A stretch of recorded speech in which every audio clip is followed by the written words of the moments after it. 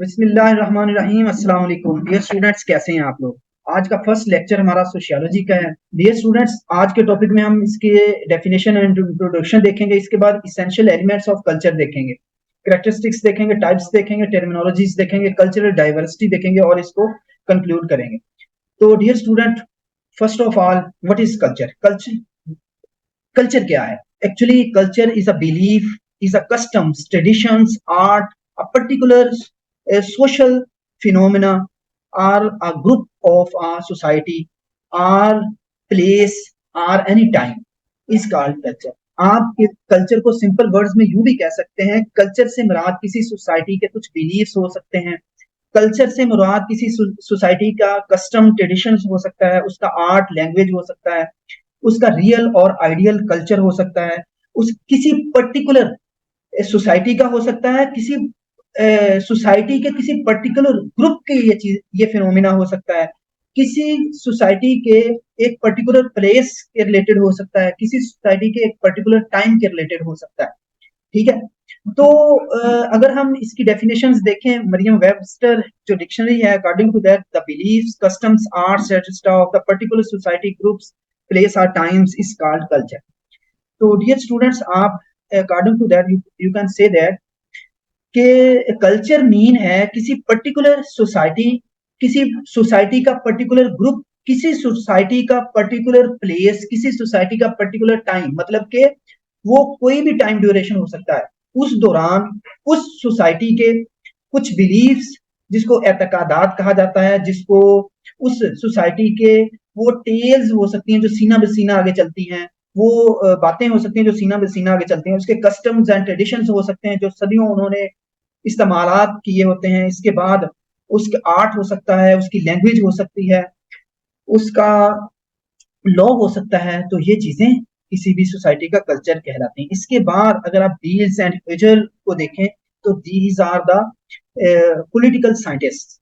According to that, culture is the totally of designs for living practices by men at all places and times। कि एक किसी भी बंदे का कुछ ऐसा डिजाइन किया हुआ फिनोमिना है जो उसको रहने में, उसको सोसाइटी के साथ रिलेशन बनाने में उसकी हेल्प करता है। इसके बाद कोविड जो है, according to that culture is man made part of environment. Means ये है कि अपने जो एनवायरमेंट है उसका जो खुद बनाता है, जिसको वो खुद फॉलो करता है, मैन मेड जो एक पार्ट है उसके एनवायरमेंट का, उसको कल्चर कहा जाता है। अब मैन मेड एनवायरमेंट क्या है? ये सारी बातें जो अभी हम डिस्कस करके आए हैं, ये सारी इसकी मैन मेड एनवायरमेंट ही है। इसके बाद Linton, according to Linton, Linton says that the culture is a social heredity. वो कहते हैं कि कल्चर से मुराद एक समाजी विरासत है जो कि एक जनरेशन से दूसरी जनरेशन को मुंतकिल होती है, ट्रांसफर होती है, which is transmitted from one generation to another with the accumulations of the individual's experience। With the accumulation means it is not created in only a single term or single time। मतलब कि एक ही वक्त में एक culture develop नहीं होता। Culture को develop होने के लिए सदियों की जरूरत होती है। ये ग्रेजुअली या एक रेवोल्यूशनरी पीरियड तय करके कोई भी सोसाइटी अपना कल्चर डेवलप करती है, कल्चर क्रिएट होता है। ठीक है। तो अब ये एक अकोमोलेशन जो है किसी इंडिविजुअल्स का, किसी सोसाइटी के इंडिविजुअल्स का एक्सपीरियंस कहलाता है। तो dear students, according to that definition you can understand the what is culture and introduction of culture. Next अगर हम डिस्कस करें essentials elements of culture। Dear students, essentials according to that, essentials elements में सबसे पहले हम symbols discuss करेंगे। Actually हम देखना चाह रहे हैं कि कल्चर के कौन से एलिमेंट्स हैं, किन कौन सी चीजें हैं जो मिलकर एक कल्चर बनाती है, वो कौन से जरूरी अज्जा हैं, वो कौन से इंग्रेडिएंट्स हैं जो मिलकर कल्चर बनाते हैं। इसमें सबसे पहले सिंबल्स हैं। सिंबल्स क्या है? एक्चुअली सिंबल्स जो है वो कल्चर का एक वेरी इंपॉर्टेंट पार्ट होता है। कोई भी कल्चर है, कोई भी सोसाइटी है, उसके कुछ सिंबल्स हैं। फॉर एग्जांपल अगर आप देखो तो जो हमारा कौमी जो निशानात हैं, मिसाल के तौर पे सिंबल्स हैं, जैसे कि हमारी जो सिक्योरिटी एजेंसीज हैं उनका वो एक सिंगों वाला वो बकरा सा बना हुआ है। तो इसके बाद हमारा सिंबॉलिकल कुछ और हमारे निशानात हैं। इसके अलावा मुसलमानों के सिंबॉलिकल निशानात में अगर देखा जाए तो मक्का की हरम पाक की या मक्का की तस्वीर है, नबी पाक सल्लल्लाहु अलैहि वसल्लम के रोज़ा मुबारक की तस्वीर है, या इस तरह के कुछ सिंबॉलिकल जो कुछ फैक्ट्स होते हैं जो कि सोसाइटी के साथ-साथ चलते हैं। वो सोसाइटी का फ़ख्र होते हैं। वो सोसाइटी की इंटेग्रिटी, इसका फ़ख्र और इसके प्रोग्रेस में अहम रोल प्ले करते हैं। एक्चुअली सिंबल्स जो हैं वो सोसाइटी को उसका ना सिर्फ पास्ट माज़ी याद दिलाते हैं, बल्कि इसके साथ-साथ उसको अपने जो फ्यूचर अपना जो प्रेज़ेंट होता है, उनमें स्ट्रॉन्ग होने के लिए और अपने फ्यूचर को बेहतर बनाने के लिए ये जो सिंबल्स होते हैं किसी भी सोसाइटी के, हाँ, इन सिंबल्स में फ्लैग्स हो सकते हैं, जो झंडा है किसी कौम का, कोई फ्लैग का निशान हो सकता है। इसके अलावा इन सिंबल्स में आप यूँ कह सकते हैं, तो कुछ भी इस तरह के कुछ निशानात हो सकते हैं, वो शेर का निशान हो सकता है, वो इस तरह के कुछ भी सिंबल्स हो सकते हैं। इसके बाद नेक्स्ट जो इम्पोर्टेंट एलिमेंट है वो customs and tradition. Customs and traditions जो हैं, वो सोसाइटी का एक अकोमोलेशन एक्सपीरियंस होता है। एक्चुअली कस्टम्स एंड ट्रेडिशंस जो हैं वो कभी भी एक क्लिक में कभी भी क्रिएट या डेवलप नहीं होते, बल्कि इसके पीछे एक लंबी हिस्ट्री होती है, सदियों की हिस्ट्री होती है। कोई भी सोसाइटी का कल्चर या ट्रेडिशन जो है, वो सोसाइटी एक रेवोल्यूशनरी पीरियड तय करके ग्रेजुअली उस सोसाइटी का हिस्सा बना होता है। आप देखो, अगर हमारे पंजाबी कल्चर में एक पतंगबाजी है, एक हमारा ट्रेडिशन है।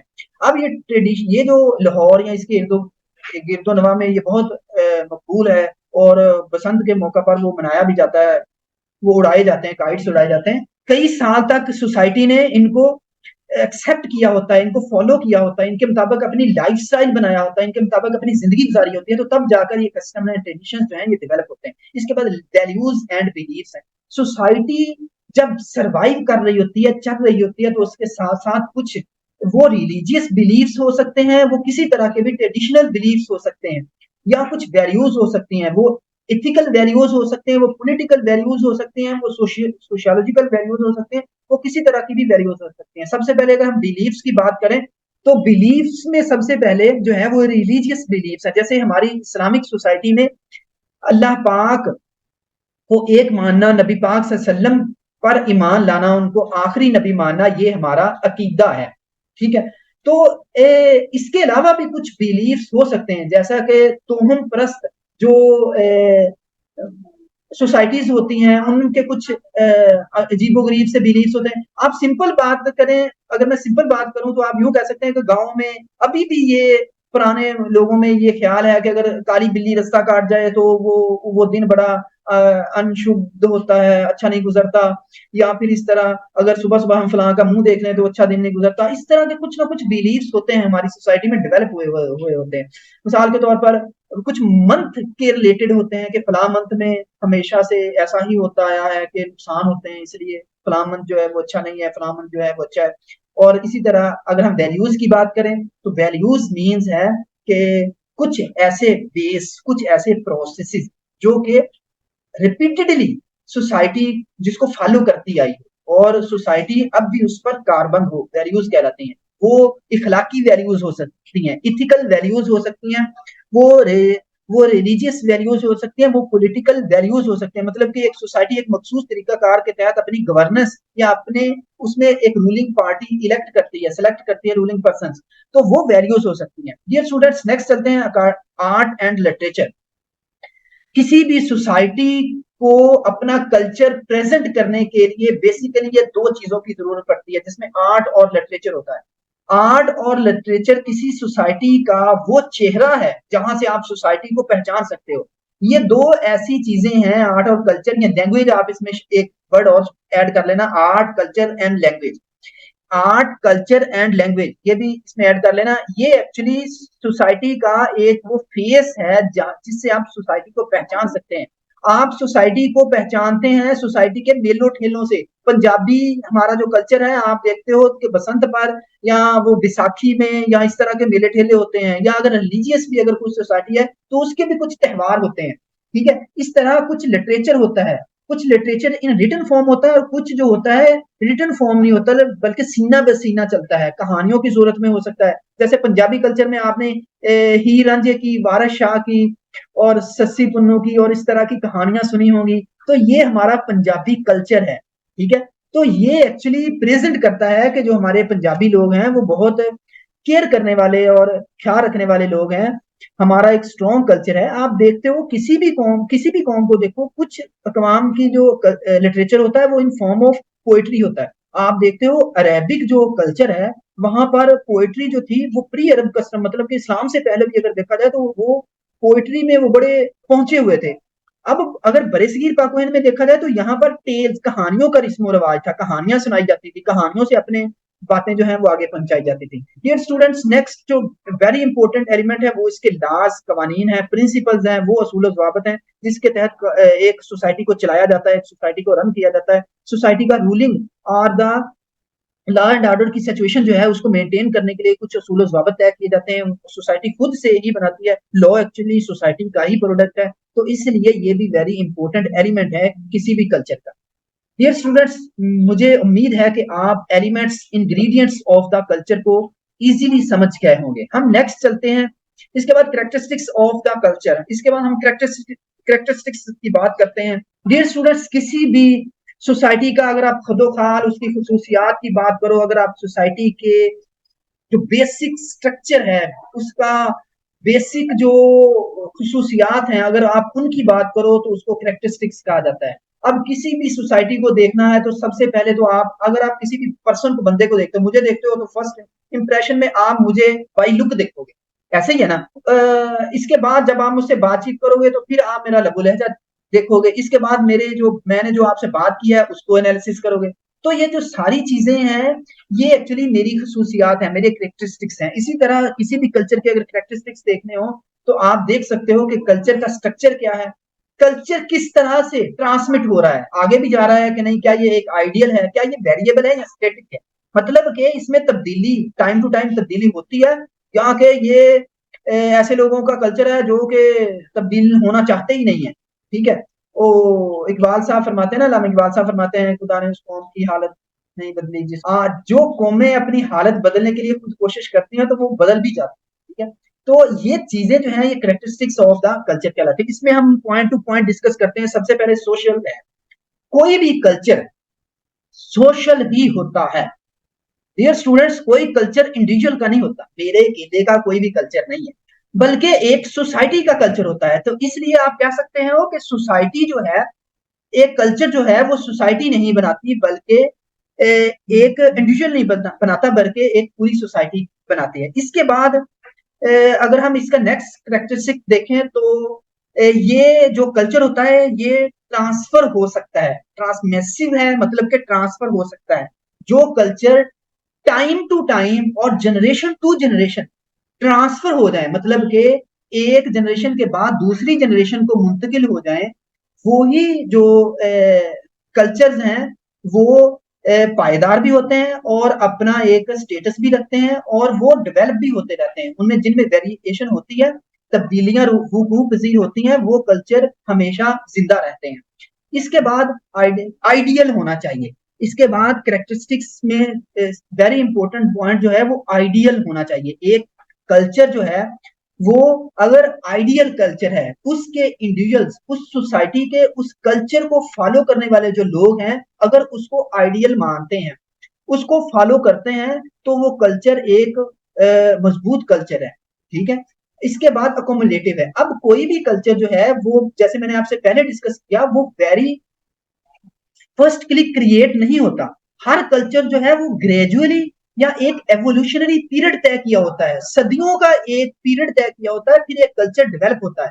किसी भी कल्चर को डेवलप होने के लिए 1 2 3 दिन या एक रात नहीं लगती। आप अगर पाकिस्तानी कल्चर की, जैसे पहले मैंने आपको मिसाल दी है, कुछ चीजें देखें, जैसे पतंगबाजी का एक हमारा वो मेला है, तो वो 1 2 दिन में डेवलप नहीं हुआ, बल्कि वो सदियों से हमारे इन इलाकों में वो चल रहा है। जैसे बैसाखी के रिलेटेड कुछ पंजाबी कल्चर के रिलेटेड कुछ मेले हैं, तो वो सदियों से चल रहे हैं। तो इसलिए कल्चर जो भी होता है उसकी ये खसूसियत होती है कि वो ग्रेजुअली और एक रेवोल्यूशनरी पीरियड तय करके वो यहाँ तक आया होता है, मतलब कि उसने एक कंप्लीट स्ट्रक्चर जो है वो गेन किया होता है। इसके बाद किसी भी कल्चर के लिए जरूरी है कि वो वेरिएबल हो, उसमें तब्दीली हो और टाइम टू टाइम और जनरेशन टू जनरेशन उसमें वेरिएबल्स होनी चाहिए।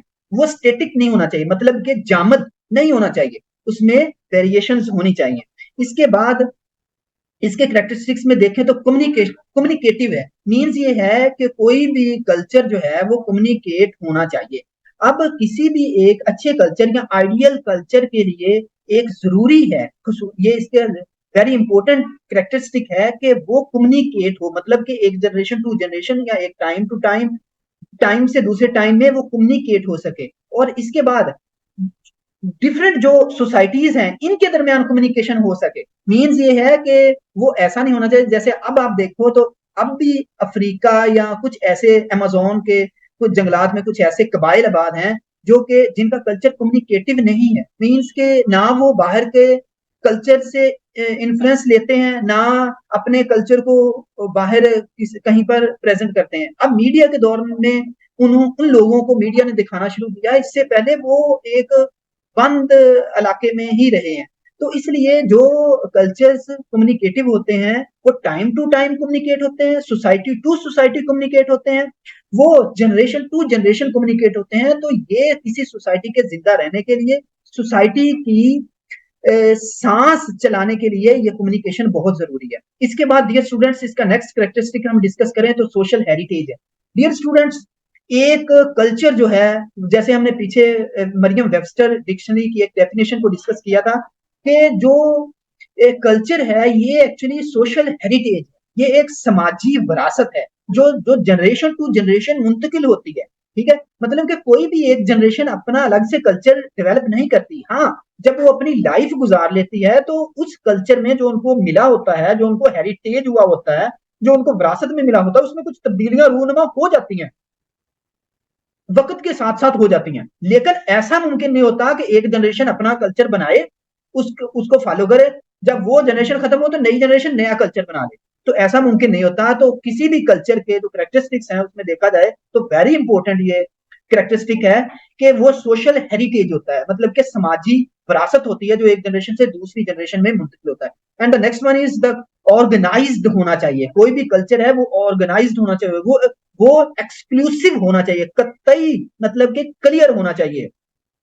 ऐसा नहीं है कि जैसे बकरियों का एक रेवड़ है तो जो जिधर को हाँ कर ले गया उधर को सब चल पड़े, ऐसा नहीं होता। जो कल्चर है, क्योंकि ये ग्रेजुअली और रेवोल्यूशनरी एक पीरियड तय करके ये डेवलप हुआ होता है, बना होता है, इसलिए ये एक ऑर्गेनाइज्ड होता है बाकायदा तौर पर। हाँ, इसको ऑर्गेनाइज्ड करने वाले कोई मखसूस इंडिविजुअल्स नहीं होते, बल्कि हमने लास्ट पिछले पिछले स्लाइड में हमने डिस्कस किया था कि कुछ बिलीव्स हैं, कुछ वैल्यूज हैं जो इनको ऑर्गेनाइज करती हैं। ये बिलीव्स, ये बिलीव्स और ये वैल्यूज जो हैं ये सदियों में डेवलप होती हैं, एक सोसाइटी में या एक कल्चर में सदियों में डेवलप होती हैं, और यही बिलीव्स और यही जो वैल्यूज होती हैं यही इसको ऑर्गेनाइज करती हैं।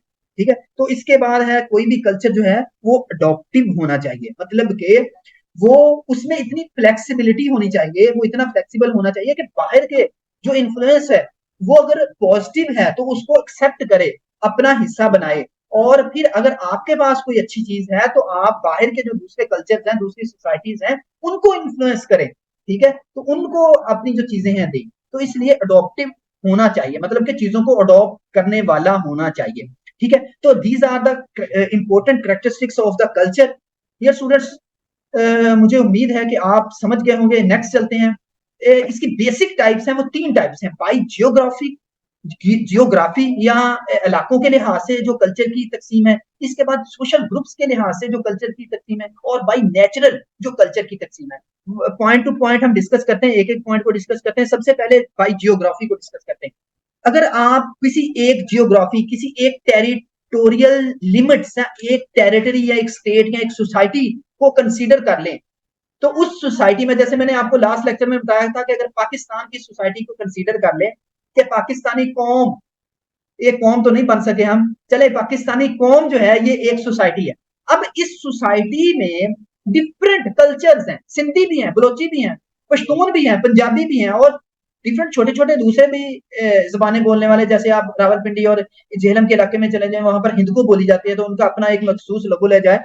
तो इस तरह मुख्तलिफ लबो लहजे, मुख्तलिफ कल्चर्स के लोग पाकिस्तानी कौम में रहते हैं। सबसे पहले तो पाकिस्तानी कौम या एक नेशनल कल्चर है हमारा। ठीक है, नेशनल कल्चर से मुराद एक कोलेक्टिवली जो कल्चर या कुछ रूल्स एंड रेगुलेशन या बिलीव्स एंड वैल्यूज जो फॉलो की जाती हैं, कोई भी एक सोसाइटी करती है, कलेक्टिवली करती है, सारी सोसाइटी करती है, वो नेशनल कल्चर कहलाता है। जैसे पाकिस्तान का नेशनल कल्चर है, ठीक है। इसके बाद रीजनल कल्चर्स हैं। अभी जैसे मैंने आपको बताया कि झेलम के कुछ इलाकों में हिंदू बोली जाती है, तो वो हिंदू उनका अपना एक कल्चर है। किलाश के लोग हैं पाकिस्तान के नॉर्दर्न इलाकों में, किलाशी, उनका अपना एक कल्चर है। तो इसके बाद पंजाब में भी अगर देखा जाए तो ओवरऑल पंजाब का सबका सेम कल्चर नहीं है। अगर आप मुल्तान के इलाके में आए तो सराइकी लोग हैं, तो इनका अपना एक कल्चर है। लाहौर या इर्द गिर्द के इलाकों में आ जाए, इनका लबो लहजा और है, इनका कल्चर डिफरेंट है थोड़ा सा। हाँ, सिमिलैरिटीज हैं, सिमिलैरिटीज इनमें हैं, लेकिन बहुत सारी डिफरेंसेस भी हैं। वो लबो लहजे के लिहाज से हो सकता है, वो लैंग्वेज जबान के लिहाज से हो सकता है, वो लिटरेचर के लिहाज से हो सकता है। तो इनको रीजनल कल्चर्स कहा जाता है। इसके बाद एथनिक कल्चर्स है। एथनिक कल्चर किसी मखसूस एरिए, किसी मखसूस खानदान या किसी मखसूस कौम के रिलेटेड हो सकता है। आई थिंक कि आप समझ गए हो कि बाई जियोग्राफिकल अगर आप इसको डिवाइड करते हो तो 3 कैटेगरीज में डिवाइड कर सकते हो, नेशनल कल्चर, रीजनल कल्चर और फिर एथनिक कल्चर। इसके बाद नेक्स्ट चलते हैं, इसको कहते हैं बाई सोशल ग्रुप्स। अब एक सोसाइटी में अगर आप हमारे पाकिस्तान को ही ले लो, तो यहाँ पर अगर आप डिवाइड करो तो बेसिकली 3 ग्रुप्स में मेरे ख्याल में डिवाइड कर सकते हो। हाँ, बहुत सारे छोटे ग्रुप्स में डिवाइड कर सकते हो। टाइम ओवर हो रहा है, बहुत सारे दूसरे छोटे ग्रुप्स में भी डिवाइड कर सकते हो, बट बेसिकली 3 ग्रुप्स में डिवाइड करोगे पाकिस्तान में। मिसाल के तौर पर सबसे पहले तो एक रिलीजियस ग्रुप है। हाँ, पाकिस्तान में हिंदू भी हैं, सिख भी हैं, ईसाई भी हैं, मुसलमान भी हैं। मुसलमानों का एक अपना सोशल ग्रुप, उनका खाने अलग हैं, उनके पहनावे थोड़े से मुख्तलिफ हो सकते हैं, उनके बिलीव्स, उनकी वैल्यूज थोड़ी सी मुख्तलिफ हो सकती हैं, ठीक है। तो इसके बाद ऑक्यूपेशनल, मतलब कि आपका जो ऑक्यूपेशन है, आपका जो पेशे के लिहाज से, अब पेशे के लिहाज से आप लास्ट लेक्चर में मैंने आपको 2 कैटेगरीज बनाई थी, वो जो वर्कर्स हैं और वो जो प्रोडक्शन ओनर्स हैं, मतलब कि वो इंडस्ट्री के रिलेटेड हो सकते हैं, किसी के रिलेटेड। अगर हम ऑक्यूपेशनल के लिहाज से बनाए तो एक अलग ग्रुप बनाया जा सकता है। और यूथ या एज ग्रुप्स भी हो सकते हैं, यूथ ग्रुप भी हो सकते हैं, ओल्ड एज ग्रुप्स भी हो सकते हैं, मतलब कि फीमेल्स के रिलेटेड भी कुछ ग्रुप्स हो सकते हैं। तो ये सोशल ग्रुप्स है, ठीक है। सोशल ग्रुप्स के रिलेटेड भी इनके मखसूस कल्चर हो सकता है, ठीक है। इसके बाद बाई नेचर है। बाई नेचर मतलब कि फितरी तौर पर जो ग्रुप्स बनते हैं, फितरी तौर पर जो बनते हैं, इसको भी मैंने 3 कैटेगरीज में डिवाइड किया है। आपकी बुक ने इसको 3-4 कैटेगरीज बनाई थी बस, बट बेसिकली ये 3 कैटेगरीज है, material and non materials, real and ideal and popular groups. ये 3 बेसिक ग्रुप्स हैं इसके, ठीक है। इसमें सबसे फर्स्ट हम डिस्कस करते हैं, इसमें मटेरियल और नॉन मटेरियल ग्रुप्स हैं। Material and non material groups means है, मटेरियल ग्रुप्स वो ग्रुप्स हैं मतलब कि आपका ऐसा कल्चर जो कुछ जो मुजस्सम सूरत में हो, मतलब कि मैं कमीज शलवार या कपड़े पहनता हूं, हमारे पहनावे जो हैं वो मटेरियल ग्रुप्स में फॉल करेंगे। किसी भी कल्चर का जो मटेरियल ग्रुप होता है वो उसके वो कल्चर को रिप्रेजेंट किया जाता है जो मुजस्सम सूरत में हो, कुछ वो हैसियत रखते हैं, एग्जिस्ट करती हो कुछ चीजें। मिसाल के तौर पर हमारे पहनावे, हमारे खाने, हमारे इबादत करने के तरीका का, हमारे मेले ठेले, ये हैं वो चीजें जो मटेरियल सोर्सेज कहलाती हैं। और नॉन मटेरियल सोर्सेज वो सोर्सेज हैं जैसे कि आपकी वैल्यूज हैं, जैसे कि आपके बिलीफ्स हैं, मतलब कि आपके एतकादात हैं, आपके आपकी वो जो वैल्यूज हैं, मतलब कि आपकी इखलाकी वैल्यूज हो सकती हैं, पॉलिटिकल वैल्यूज हो सकती हैं, आपके आपकी सोशल वैल्यूज हो सकती हैं, या इस तरह की किसी भी तरह की कोई वैल्यूज हो सकती हैं, कुछ बिलीफ्स हो सकते हैं। जैसे मैंने सिंबल्स डिस्कस किया था शुरू के लेक्चर में, शुरू में कि कुछ सिंबल्स हो सकते, तो ये सारे जो हैं ये नॉन मटेरियल सोर्सेज में फॉल करेंगे, ठीक है। डियर स्टूडेंट्स, आई थिंक आप समझ गए होंगे कि मटेरियल और नॉन मटेरियल कौन से होते हैं। इसके बाद रियल एंड आइडियल है। डियर स्टूडेंट्स, रियल और आइडियल की अगर हम बात करें तो रियल वो सोर्सेज हैं जो कि हकीकी तौर पर आपकी सोसाइटी का हिस्सा रहे हैं, सदियों से रहे हैं और अभी तक चल रहे हैं। मिसाल के तौर पर हमारा पहनावा जो है, ये कमीज शलवार जो है, ये सदियों से हमारे पंजाबी कल्चर का, या धोती कुर्ता हमारे पंजाबी कल्चर का रियल एक सोर्स है। अब हमारे कल्चर में पैंट और शर्ट जो है या टाई लगाना ये अब शामिल हो चुका है। ये जो है ये आपका आइडियल सोर्स हो सकता है कि आप उसको आइडियलाइज करते हैं तो उसको अपने कल्चर का हिस्सा बना लिया है। ठीक है, या कुछ और भी चीजें हो सकती हैं, कुछ वैल्यूज हो सकते हैं, कुछ बिलीव्स हो सकते हैं, कुछ रिलीजियस सेंटिमेंट्स हो सकते हैं, कुछ भी हो सकता है जिसको आप अगर अपने उसका हिस्सा बनाते हो कल्चर का on the basis of idealism, ठीक है, किसी चीज को आइडियलाइज करके उसको अपने कल्चर का हिस्सा बनाते हो तो वो आइडियल कहलाएगा। जो चीजें रियल रियल में बाई नेचर आपके सोसाइटी का हिस्सा थी और सदियों से फॉलो की जाती रही थी, वो रियल सोर्सेज कहलाएंगे। ठीक है डियर स्टूडेंट्स, उम्मीद है कि आप इसको भी फॉलो कर गए होंगे, समझ गए होंगे। इसके बाद पॉपुलर कल्चर है, पॉपुलर सोर्स है। पॉपुलर सोर्स में वो सोर्सेज हैं जो आपकी सोसाइटी ने मतलब कि आप सिंपल वर्ड्स में कह सकते हैं कि पॉपुलर है, मतलब कि तकरीबन सारी सोसाइटी उसको फॉलो करती है। मिसाल के तौर पर इसमें सबसे पहले जो चीज आती है वो पहनावे आते हैं। इसके बाद मुख्तलिफ इवेंट्स हैं, मेले ठेले आ सकते हैं। इसके बाद आपके खाने हो सकते हैं। इसके बाद आपके डिफरेंट जो लिटरेचर हो सकता है, आपकी लैंग्वेज हो सकती है, आपको लोगो लहजा हो सकता है। तो ये चीजें जो है वो पॉपुलर सोर्सेज में फाल करें। इसके बाद डियर स्टूडेंट्स, अगर हम ओवरऑल कल्चर को लेयर्स में तकसीम करें तो मैंने इसको ये बेसिकली 3 लेयर्स में तकसीम, ठीक है, लेवल्स और लेयर्स ऑफ कल्चर। कल्चर के लेवल्स और लेयर कौन से हैं? सबसे पहले तो इंटरनेशनल कल्चर है जो पूरी दुनिया में राइज है, ठीक है। इसके बाद पूरी दुनिया में क्या कल्चर राइज है? जिसकी लाठी उसकी भैंस, मतलब कि जिसके पास पावर है उसके पास वो सब ममालिक को हाँक लेता है। जैसा कि आपसे ये मैंने वैसे आपसे बात की है, लेकिन बहुत सारे ऐसी सिमिलैरिटीज हैं जो ओवरऑल दुनिया में फॉलो की जाती है। वो सबसे पहले रिलीजियस है। इस्लाम एक ऐसा रिलीजन है जो इंटरनेशनली फॉलो किया जाता है। ना सिर्फ पाकिस्तान के लोग एज इट इज वैसे नमाज पढ़ते हैं जैसा कि अरब के लोग, अमेरिकन, हबशा के लोग, मतलब के चाइनीज लोग, मतलब मुख्तलिफ कल्चर्स के लोग जो नमाज पढ़ते हैं, जो एतकादात रखते हैं, रिलीजियस सेंटिमेंट्स हो सकते हैं, ठीक है। इसके बाद मुख्तलिफ वैल्यूज हो सकती हैं, पॉलिटिकल वैल्यूज हो सकती हैं, इथिकल वैल्यूज हो सकती हैं। तो ये हमारा इंटरनेशनल कल्चर कहलाता है।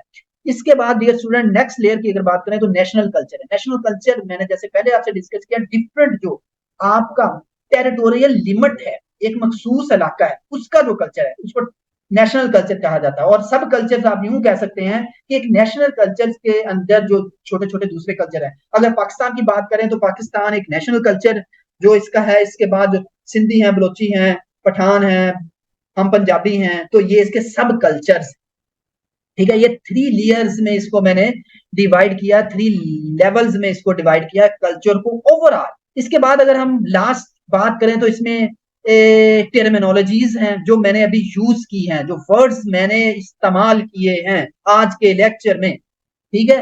मीन्स ये है कि कल्चर के रिलेटेड जो टर्मिनोलॉजीज आज मैंने यूज की हैं वही इसमें आप इसको डिस्कस कर सकते हो। मतलब कि कल्चर अडॉप्टिव होना चाहिए, वो स्टैटिक नहीं होना चाहिए, मतलब कि लचकदार होना चाहिए, वो कॉमुलेटिव होना चाहिए। मतलब कॉमुलेटिव मीन है कि उसने एक लंबा पीरियड तय किया हो, सदियों की एक्सपीरियंस उसमें शामिल हो। तो वही टर्मिनोलॉजीज ये लेक्चर दोबारा रीड आउट करना, सुनना, और जो वर्ड्स मैंने जो टर्म्स यूज की हैं वो 5-6 टर्म्स निकालकर टर्मिनोलॉजीज का एक अलग सेक्शन, एक अलग क्वेश्चन बनाकर वो आप इसमें ऐड कर सकते हो। इसके बाद डियर स्टूडेंट्स, हम अगर बात करें तो कल्चरल डाइवर्सिटी की, तो कल्चरल डाइवर्सिटी मीन्स है कि जो डिफरेंट कल्चर्स हैं, जो इनमें तब्दीलियां रूनमा होती हैं, इनकी डेवलपमेंट और इनकी प्रोग्रेस में। इसके बाद अगर हम इसको ओवरऑल कंक्लूड करें तो we can say that a culture means the beliefs, the values, the art, language and the social values, political values and ethical values of a person made by him or made by the society is called culture। और culture को अब अगर आप divide करो तो basically 3 parts में divide कर सकते हो, जैसे हमने डिस्कस किया, जियोग्राफिकली, इसके बाद एथिकली, और फिर इसको अगर सोशल बाय सोशल ग्रुप्स। इसके बाद डियर स्टूडेंट्स 3 लेयर्स में इसको मैंने डिवाइड किया था।